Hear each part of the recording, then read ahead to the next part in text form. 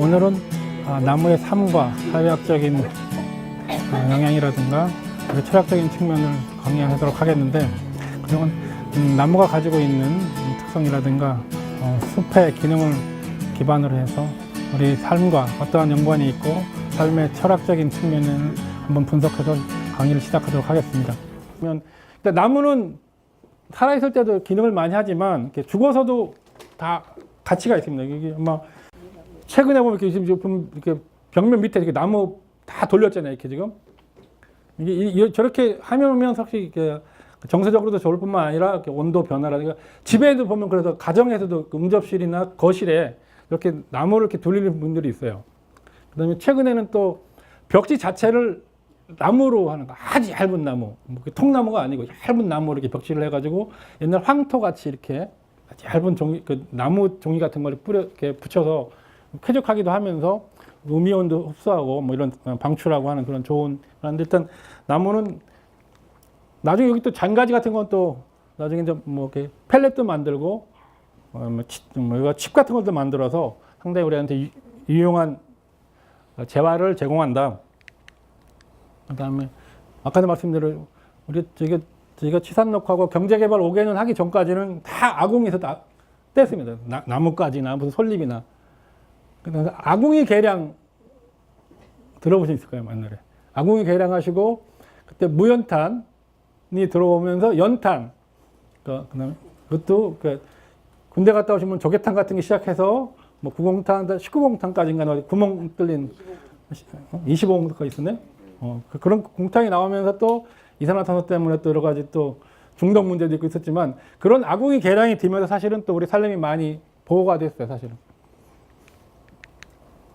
그 다음에 지난주에도 말씀드렸지만 이렇게 종이나 책이 저희가 80년대 학교 다닐 때는 앞으로 우리 산림이나 특히 임산 쪽 제지나 이런 거는 산업이 이제 망할 거다. 곧 망할 산업이다. 사실 저희도 그렇게 믿었어요. 근데 실제로 시장이나 가격은 보면 지난번에 말씀드린 대로 양은 좀 줄었는지 모르는데 가치가 더 커져. 그러니까 옛날에 이런 말씀 드리면 모르는데 화장실 갈 때 뭐 들고 가셨어요, 예전에는?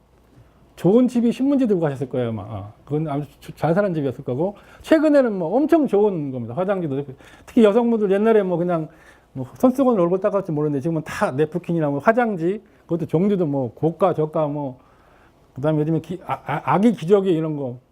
지난번에 또 기저귀 사건 때 한번 있었는데 뭔가 조그맣게 있으면 아주 품질도 좋아지면서 이 시장 규모가 커져가지고 오히려 더 지금 뭐 펄프 재지가 더 커졌고, 지난번에 하신 뭐 여러 가지 종이 원료 중에 그러니까 뭐 돈이나 무슨 여권이나 신문지 뭐 박스 뭐 이런 거 엄청나게 지금 개인별로 보면 엄청나게 많은 종이를 씁니다. 아침에 일어나서 뭐 화장지부터 시작해서 이런 종이 문제, 그다음에 뭐 다양한 용도로 1인당 우리나라 보통 약간 오래된 데이터인데 전 세계적으로 한 57kg, 이것도 전혀 못 쓰는 데가 있고 뭐 100kg 이상 쓰는 데도 있고 우리나라는 보통 한 벌써 보면 200kg 이상 쓸 겁니다, 지금.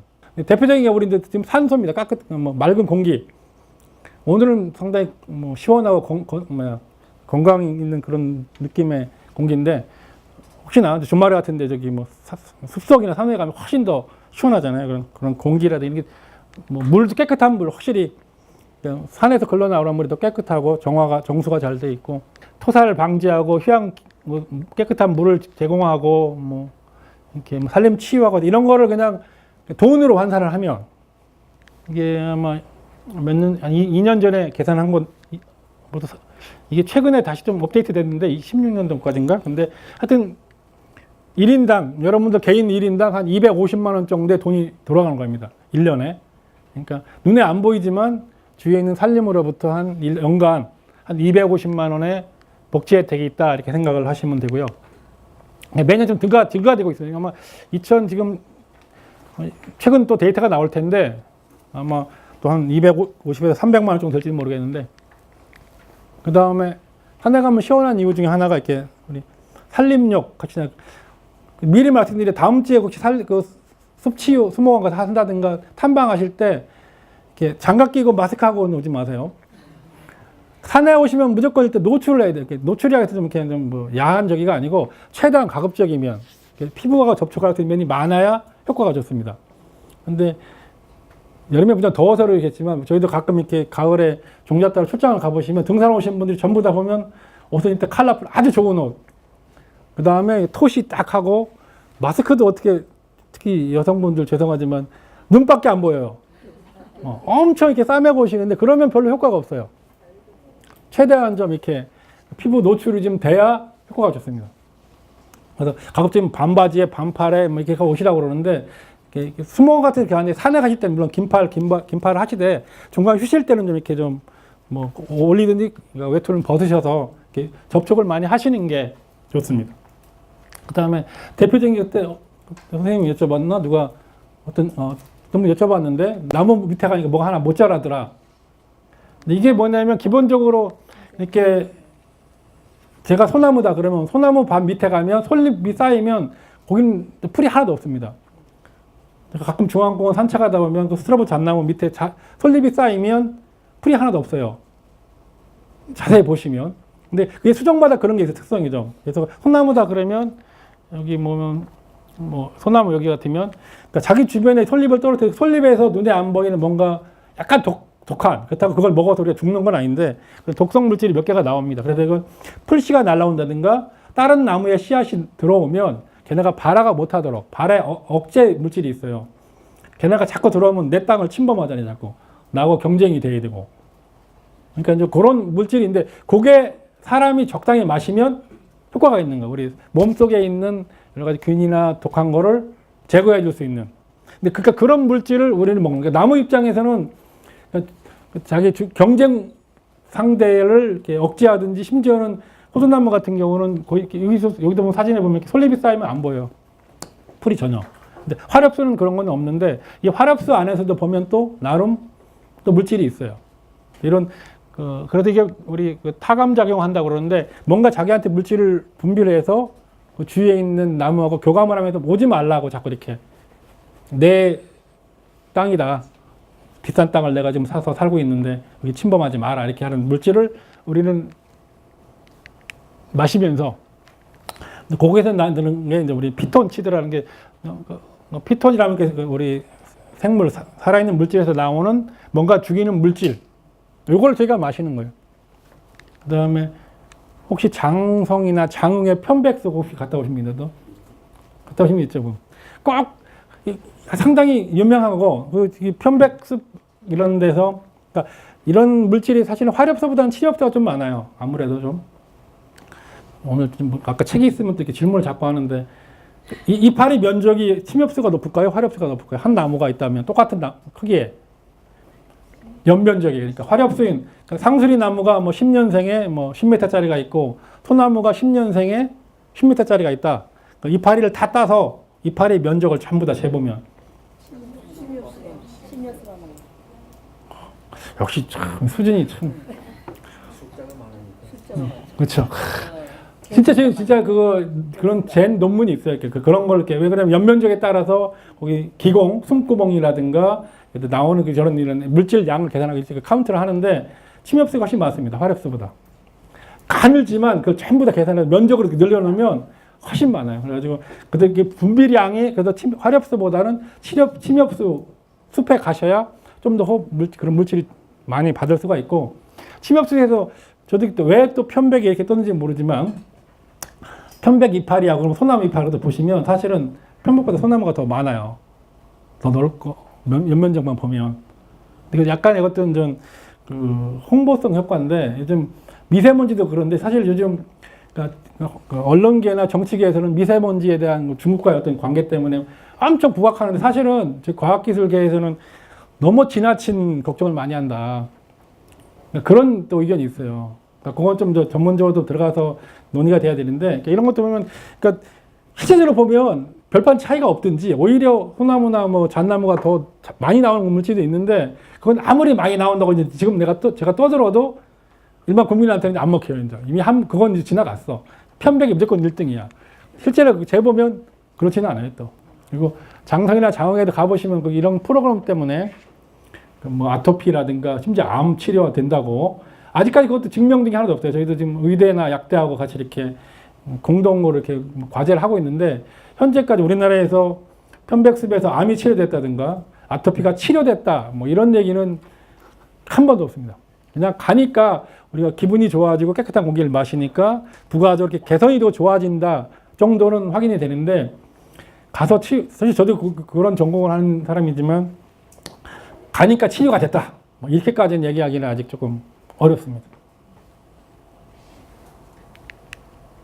그 다음에 여기 이제 산에 가면 왜 좋아지는 얘기인데 우리 좀 산림 휴양이나 뭐 산림 치유 이런 문제 많이 하시는데 그러니까 일단 산에 가면 아까 말씀드린 캣빛이나 무슨 경관 같은 게 일단 상당히 편안합니다. 사람들한테 늘 그 산에 산세라든가 지형이나 이 조경, 랜드스케이프 이런 것 때문에 마음이 편해지고 온도가 일단 훨씬 떨어지죠.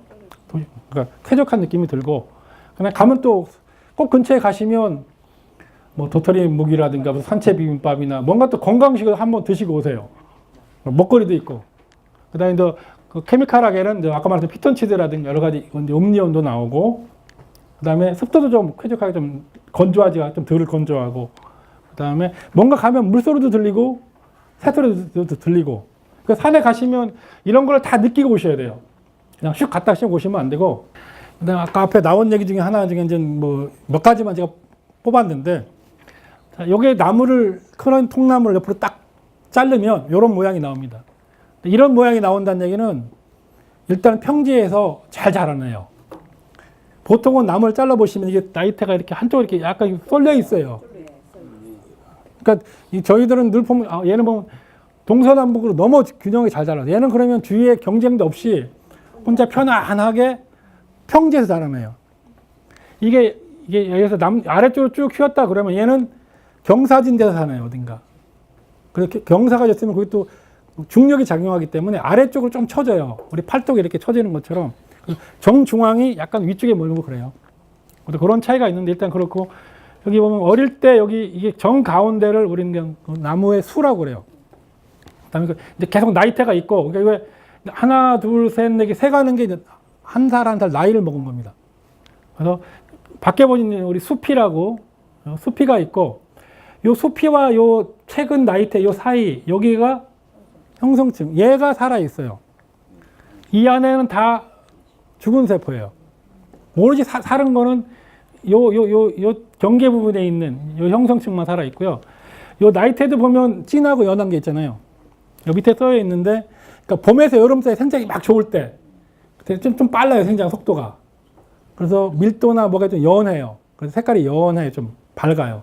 근데 가을 겨울에 가면 한겨울에도 그렇게 좀 얘가 성장을 하는 거예요. 딱 서 있는 건 아니고 살아있기 때문에 생장을 하는데 조금씩 생장을 하기 때문에 좀 목재 재질이 치밀하고 밀도가 높아요. 빽빽하다 보니까 색깔이 좀 진해. 그러니까 이걸 진짜 현명하게도 보면 그 세포 구멍이나 이게 조금 단단하고 치밀해요. 그래서 이게 연하고 두꺼운 요 그러니까 한 칸이 지나면 내년 봄이 되면 또 생장이 좀 빨라지고 여기 한 살, 두 살 먹으면 이것도 얼추 나이를 치면 한 30년, 40년쯤 된 것 같아요.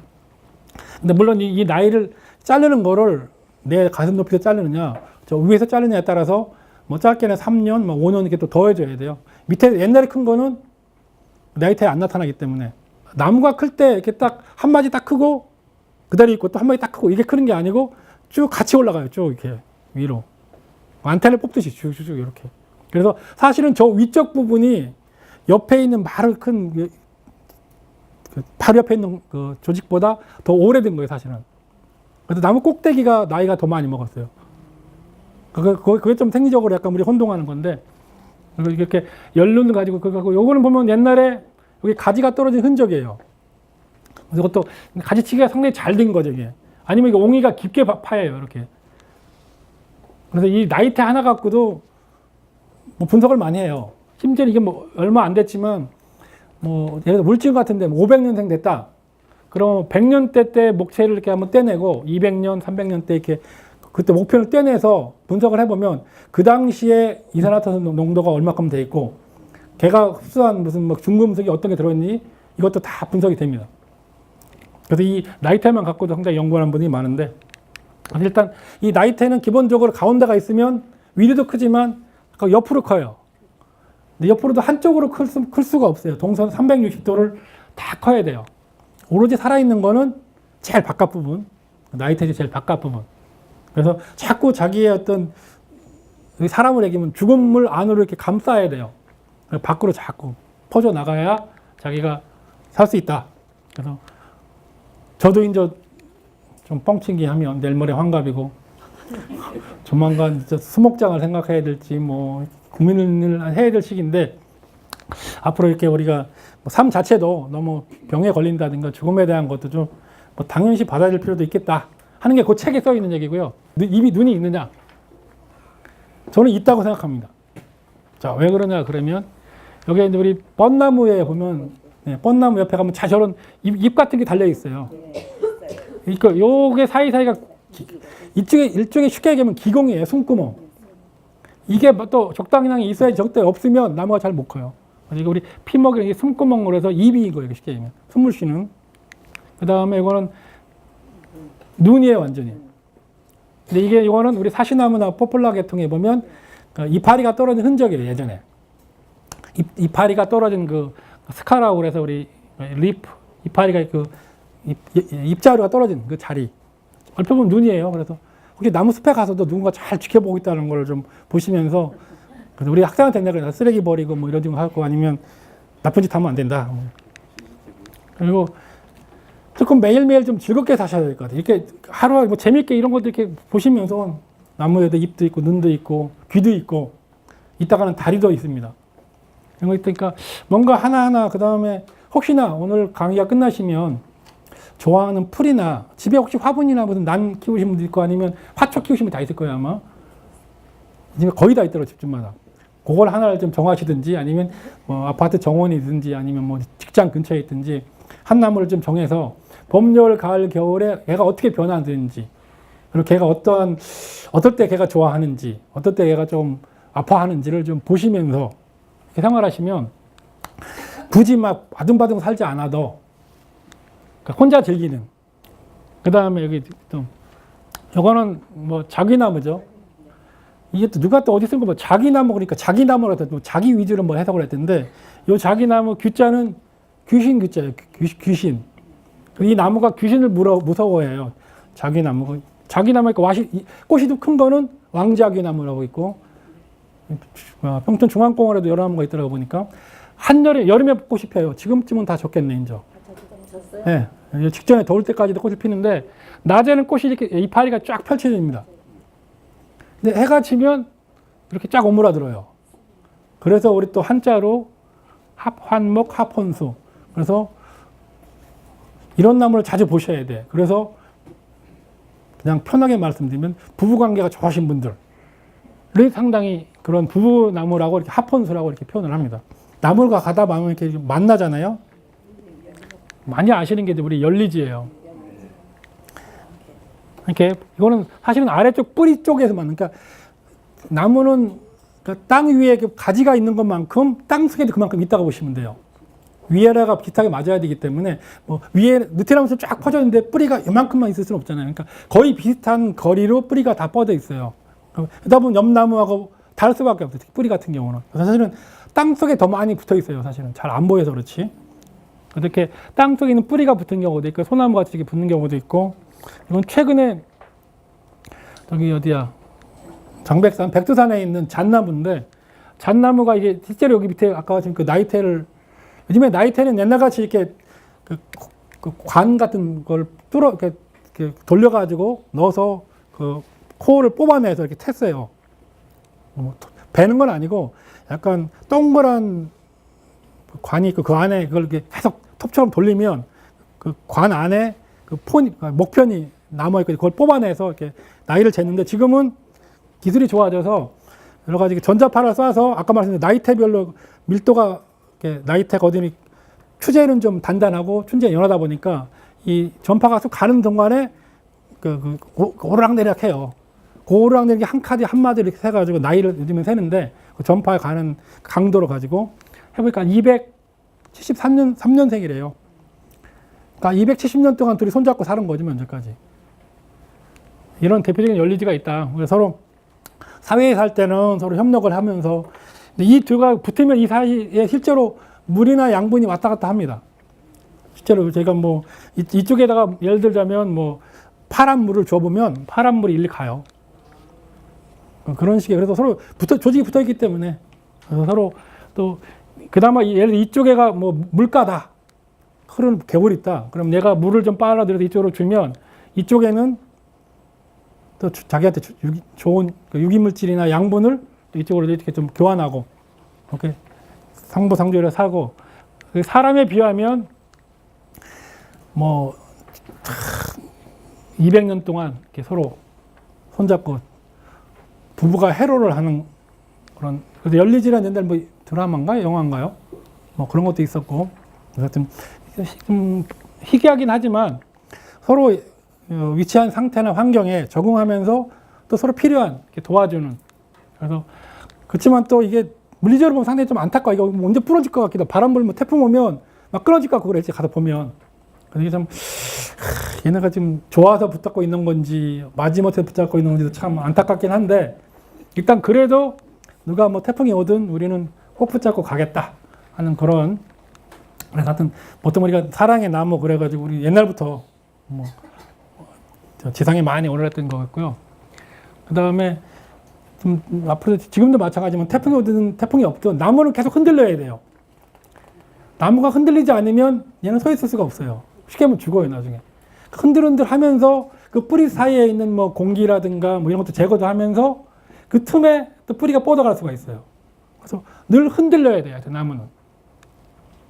근데 사람은 일단 제가 먼저 말씀을 드리면 여기 우리 공자가 뭐 매개하는 뭐 15세에 지약하고 20세에 약관에서 뭐 일입해서 뭐 40대가 되면 부록에 되고 50대가 되면 지천명이 들. 제가 한 50대면 진짜 하늘이 명한 걸 다 깨달라고 좀 터득을 해야 되는데 아직 그 정도는 안 된 것 같아요.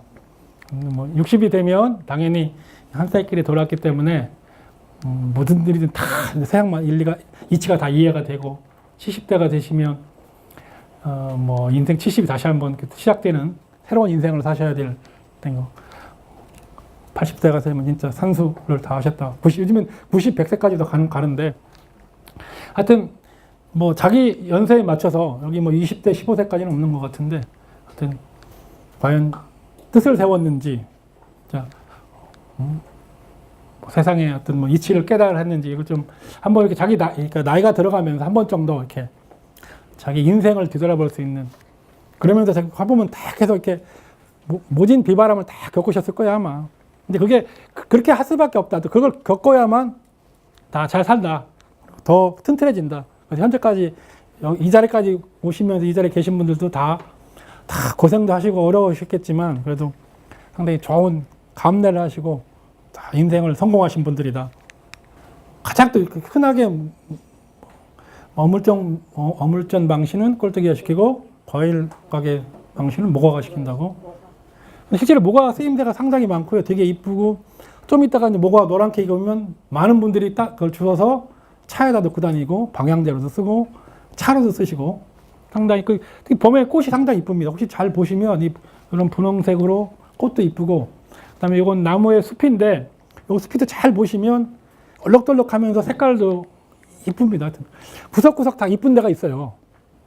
근데 그냥 관념적으로 못났다고 그냥 하는데 그래도 상당히 우리가 다 성공한 인생 중에 하나다.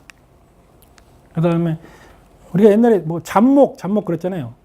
그러니까 소나무나 몇 개 중요한 목재로 쓰는 거 진목 빼고는 나머지 다 잡목이에요. 그 다음에 요즘엔 그런 용어 썼다가는 큰일 나는데 잡놈. 옛날에 잡놈이라고 그랬잖아요. 실제로.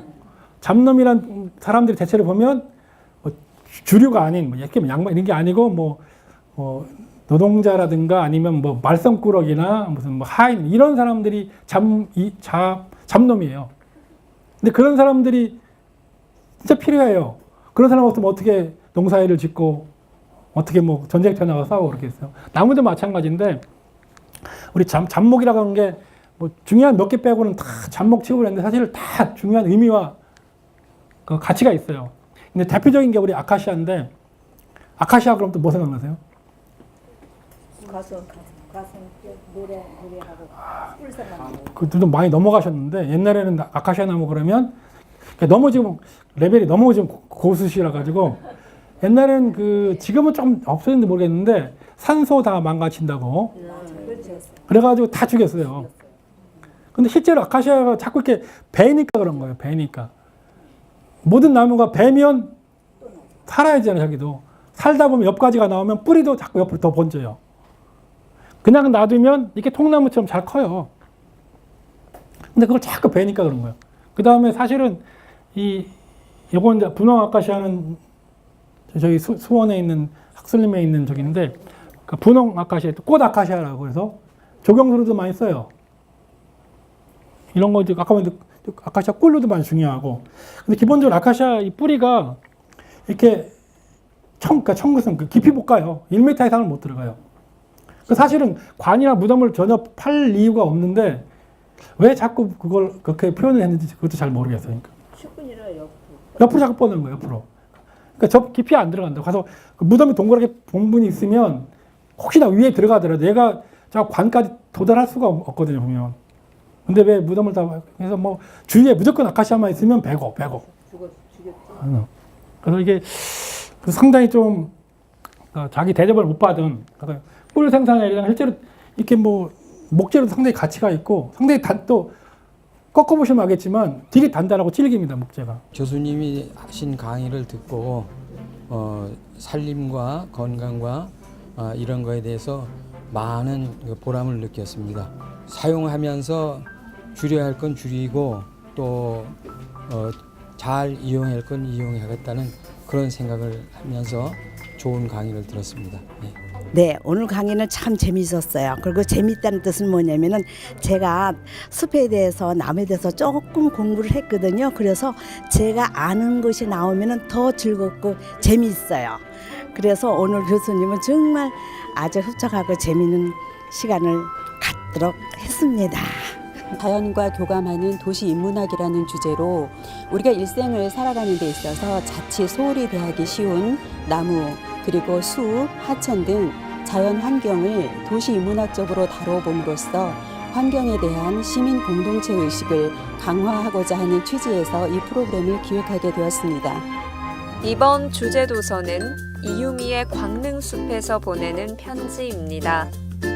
늘 곁에 있어 소소하고 흔하지만 거친 대자연에 맞서 꿋꿋하게 살아가는 생활사를 담았습니다. 식물들의 갖가지 사연 속에 감추어진 이야기를 읽으며 발견의 즐거움과 함께 진지한 과학을 쉽게 알 수 있습니다. 2018년 도서관 길이의 인문학 프로그램을 운영하고 있는 안양시립석수도서관은 2003년 12월 개관하였습니다.